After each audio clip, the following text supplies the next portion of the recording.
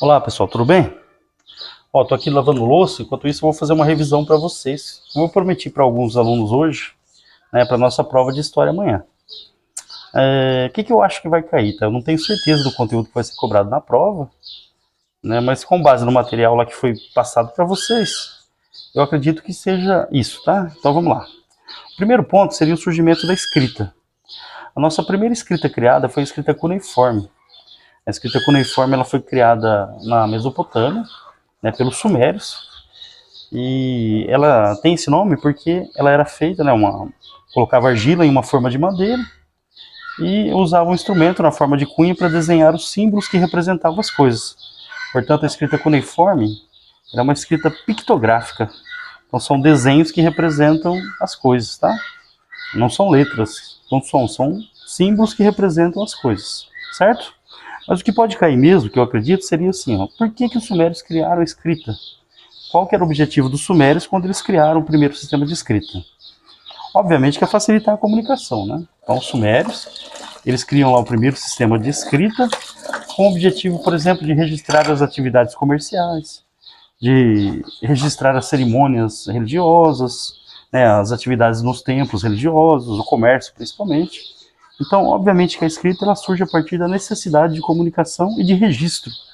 Registro das atividades comerciais e das atividades religiosas. Outro povo importante em relação ao surgimento da escrita são os fenícios. Os fenícios, diferente dos sumérios, dos egípcios, eles criaram um sistema de escrita mais simples. Os fenícios eles criaram o primeiro alfabeto fonético.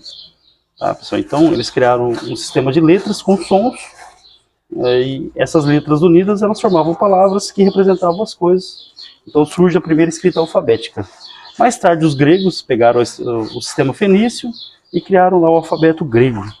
Lembrando, assim como os sumérios, os fenícios, eles criaram o sistema de escrita justamente para quê? Para facilitar a comunicação, óbvio. Ainda mais um sistema mais simples, né, com poucas letras, isso facilitaria demais o registro das atividades comerciais. Os fenícios eles eram comerciantes e também das atividades religiosas.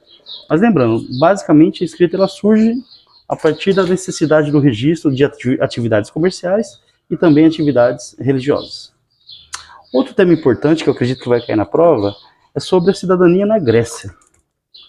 Normalmente, quando caem questões que falam da cidadania grega, fala da cidade de Atenas. Lembrando que cada cidade grega tinha suas características próprias, mas normalmente os vestibulares eles cobram da cidadania ateniense. Bom, então a questão aqui é quem era cidadão em Atenas, né, na principal cidade grega. Aí a gente tem lá o básico, né, pessoal? O cidadão ateniense era o homem adulto, nascido na cidade, filho de pai e mãe da cidade. Homem adulto, nascido na cidade, filho de pai e mãe da cidade. Esse era o que tinha direito de participação nas atividades políticas, nas decisões da cidade. Lembrando, né, pessoal, que a democracia ateniense é uma democracia direta. Ou seja, o cidadão ele participa diretamente das decisões, diferente da nossa democracia atual, que é representativa. Nós escolhemos representantes e eles votam pra gente, né, de acordo com a nossa vontade, né? Ainda na Grécia, quando a Grécia caiu, foi destruída, entrou em decadência, ela foi dominada por um povo que veio do norte, os macedônicos, liderados, né, pelo pai do Alexandre I e depois pelo próprio Alexandre o Grande. Então ele vai dominar a Grécia e vai dominar boa parte do mundo conhecido na época, né, ali pelos europeus, chegando inclusive até a Ásia.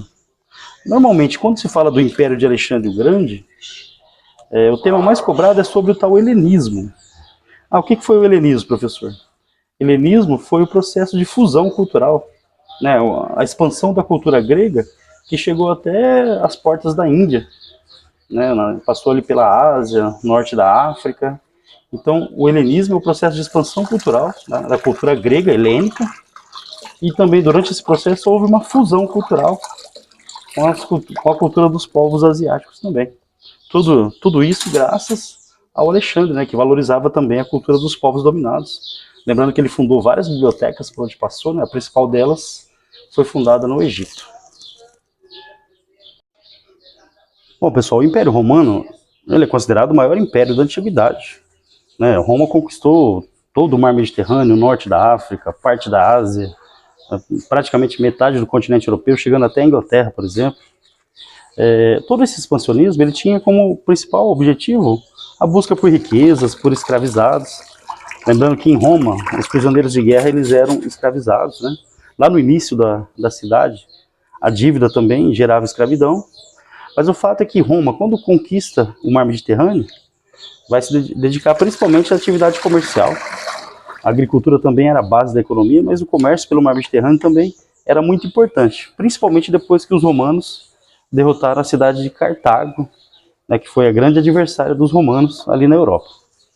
Lembrando que Cartago era uma cidade fenícia que ficava ali no norte do continente africano. Bom, quando os romanos, durante o Império, pararam a sua expansão territorial, né, Roma passou a ter um período que entrou para a história como Paz Romana, ou Pax Romana. O que seria a Pax Romana? Um período de paz, tranquilidade, com poucos conflitos, né, onde Roma tinha acumulado muita riqueza graças à expansão territorial, a quantidade de escravizados era enorme, ou seja, um período de paz e tranquilidade que foi proporcionado pela riqueza adquirida, né, durante o período de expansão territorial. Então, Pax Romana, o que foi? Um período onde os conflitos, a expansão territorial romana, ela termina, né, as guerras elas cessam, né, poucos conflitos acontecem. Então, esse é considerado o principal período de paz e tranquilidade durante o Império, a chamada Pax Romana. Paz para o romano e opressão para os outros povos também. O Império Romano ele chega ao fim no século V, né, quando os chamados povos bárbaros invadiram o Império. Bom, aí tem um ponto de atenção. Os romanos e também os gregos, eles chamavam de bárbaros os povos que eram estrangeiros. Ou seja, para romanos e gregos, todos aqueles que não compartilhavam da cultura grega ou romana, eles eram considerados selvagens, sem cultura, está errado, tá? Ou seja, inferiores, né, culturalmente falando, aos romanos e gregos. Era uma espécie de preconceito, né, tanto dos gregos e dos romanos em relação aos povos que não compartilhavam da mesma cultura, chamados assim de bárbaros. Quem são esses povos? Godos, visigodos, ostrogodos, hunos, vários povos que vieram do norte, principalmente do norte da Europa, germanos, por exemplo, e acabaram destruindo o Império Romano. Lembrando que os romanos chamavam esses povos estrangeiros de bárbaros. É um tipo de xenofobia na antiguidade, né? Bom, pessoal, quando Portugal descobriu o Brasil, entre aspas, né, entre muitas aspas, seria mais correto invadir o Brasil, saqueou o nosso território. Quando Portugal descobriu o Brasil, o nosso território virou uma colônia portuguesa e nós estávamos submetidos, atenção, às regras do chamado Pacto Colonial ou Exclusivo Metropolitano. O que foi o Pacto Colonial? É uma regra, né, pessoal, entre um acordo, um pacto entre colônia e metrópole. Então, segundo essas regras, a colônia ela só pode fazer comércio com a sua metrópole, vendendo matéria-prima, produtos tropicais a preços baixos e comprando produtos industrializados exclusivamente da sua metrópole, normalmente a preços altos. Tá? Então, esse é o chamado Pacto Colonial. Uma relação entre colônia e metrópole, na qual a colônia levava muita desvantagem, né? Afinal, ela vendia matéria-prima a preços baixos e comprava produtos industrializados a preços muito altos. Outro detalhe importante, a metrópole, Portugal, por exemplo, não permitia nenhuma fábrica no Brasil, ou quase nenhuma fábrica. Porque os produtos industrializados, eles vinham exclusivamente da metrópole. Então, os colonos deveriam comprar de Portugal e normalmente a preços muito altos. Obviamente que esse sistema ele prejudicava muito os colonos. Bom, o primeiro modelo de povoamento que Portugal implantou no Brasil, ele é conhecido como sistema de capitanias hereditárias. O governo português, atenção, ele estava sem dinheiro para investir aqui na colonização, para a ocupação do território, mas o rei de Portugal ele queria ocupar as terras. Então o que ele fez? Criou um sistema, utilizou um sistema que já era utilizado em outras terras portuguesas para promover a colonização do Brasil, certo? É o chamado sistema de capitanias hereditárias. O rei de Portugal escolhia nobres, fidalgos portugueses que tinham dinheiro para investir e oferecia para esses nobres um território aqui no Brasil. Aí o território foi dividido em 15 faixas de terra. Essas 15 faixas de terra serão entregues a 12 donatários, tá?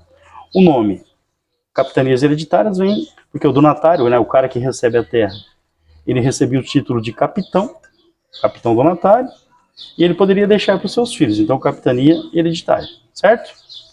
Bom, quais eram as vantagens e as desvantagens, né, para o capitão donatário?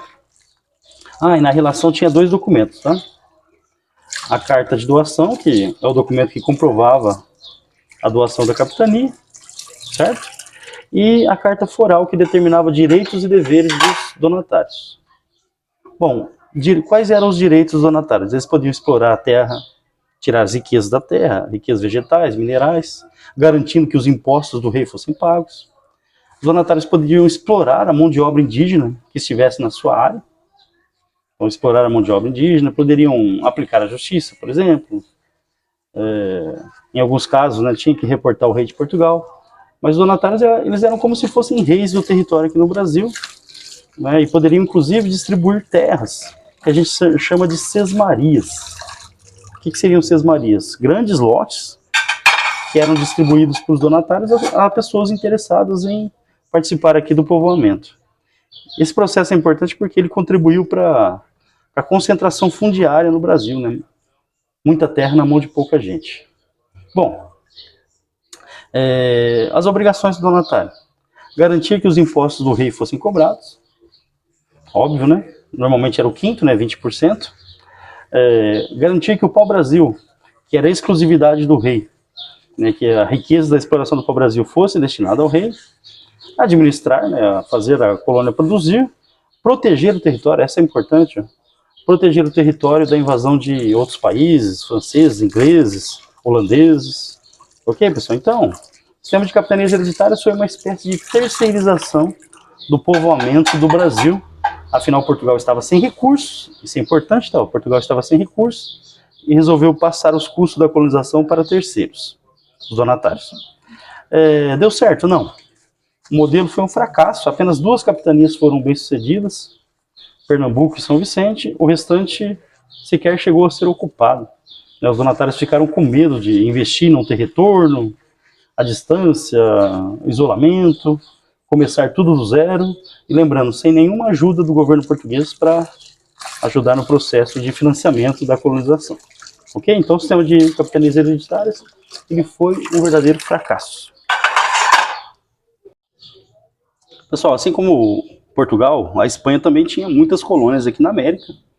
Na realidade, o território espanhol era maior que o território português.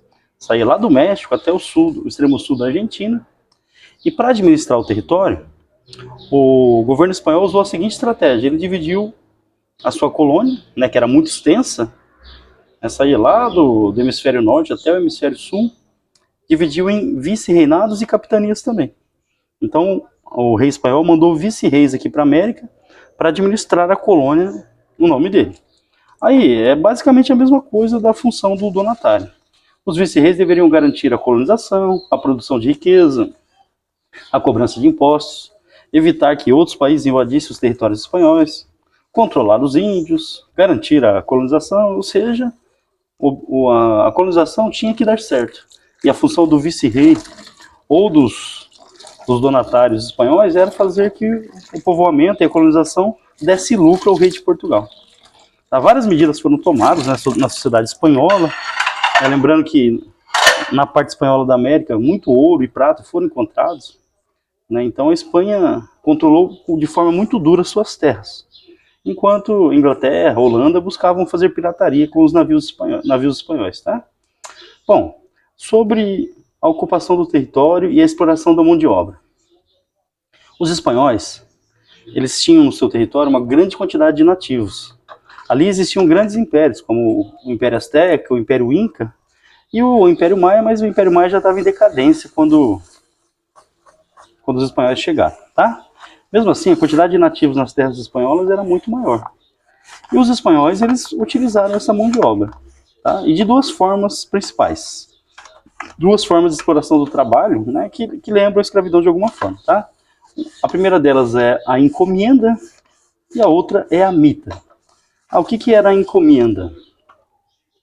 O colono espanhol ele recebia um território do rei aqui na América, aí ele deveria colonizar esse território. Só que junto com o território, ele também recebia, né, o encomendeiro também recebia os nativos que viviam naquelas terras para trabalhar para ele, obrigatoriamente.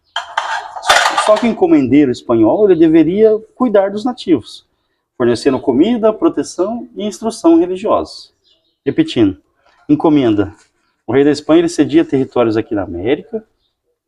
O encomendeiro, né, a encomenda, o encomendeiro que recebia o território, recebia também os nativos daquela região e era obrigado a cuidar deles, dando comida, proteção e instrução religiosa. Certo? Foi uma forma de exploração da mão de obra indígena aqui na América Espanhola, a encomenda. A outra forma é a mita. A mita já era uma prática inca. Os incas, né, o imperador inca, que era considerado um deus, eles tinham um processo lá de uma espécie de sorteio nas aldeias. Os sortudos tinham que trabalhar para o Estado inca, para o rei, né, nas obras do Estado, estradas, templos, mas para os incas era como se fosse uma prestação religiosa, né, trabalhando para o próprio deus, que era o rei inca. Os espanhóis chegaram, descobriram essa prática e resolveram utilizá-la também. Então os espanhóis utilizaram a mita, né, que já era uma tradição inca, para usar nas minas de prata, principalmente.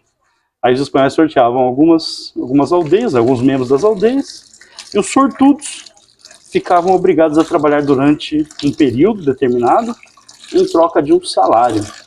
Lembrando, o trabalho era forçado, tá? Essas são as duas formas de exploração de trabalho na América Espanhola. Lembrando que, assim como na América Portuguesa, houve também um processo de extermínio dos nativos na América Espanhola. Na América Inglesa também, né? Bom, um outro tema, né, já um pouco distante aí, historicamente falando, que pode cair na prova é sobre a Declaração dos Direitos Humanos. A Declaração dos Direitos Humanos, ela foi escrita, né, pela ONU, logo ali depois da Segunda Guerra Mundial. E obviamente que ela visa o quê? Proteger os direitos humanos. E ela surge principalmente devido às atrocidades que foram cometidas durante a Segunda Guerra Mundial. O Holocausto, por exemplo. Então, a Declaração dos Direitos Humanos é o documento base, é universal, então ele é para toda a humanidade, e serve de referência para que os países façam suas leis, para que essas leis garantam os direitos humanos. Beleza, pessoal? Bom, acho que é isso. Então, alguns pontos aí que eu vi no material lá que eu acho que pode ser cobrado na prova. Espero que ajude, espero que dê certo, tá? Boa prova a todos. Beijão. Capricha lá, hein, pessoal?